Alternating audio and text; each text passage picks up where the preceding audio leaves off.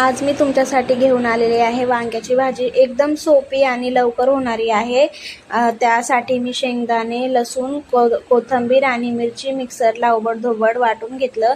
जास्त बारीकही वाटायची गरज नाहीये।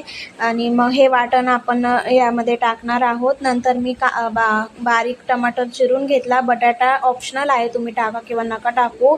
मग वांगे असे उभे चिरून घेतले आणि कढईमध्ये मग जिरा, मोहरी, कढीपत्ता आणि आपण बारीक कापलेला टोमॅटो टाकायचा, ते छान परतू द्यायचं। मग नंतर बटाटे आणि आपलं वांग टाकून घ्यायचं, थोडा वेळ ते झाकून ठेवायचं आणि मग आपण केलेलं वाटण टाकून द्यायचं त्याच्यामध्ये आणि छान परतवून घेतलं की मग नंतर मसाला ॲड करा। मीठ, लाल मिरची आणि मी आगरी कोळी पण टाकलाय थोडासा आणि मग नंतर आपली तयार होते झटपट आणि झणझणीत वांग्याची भाजी।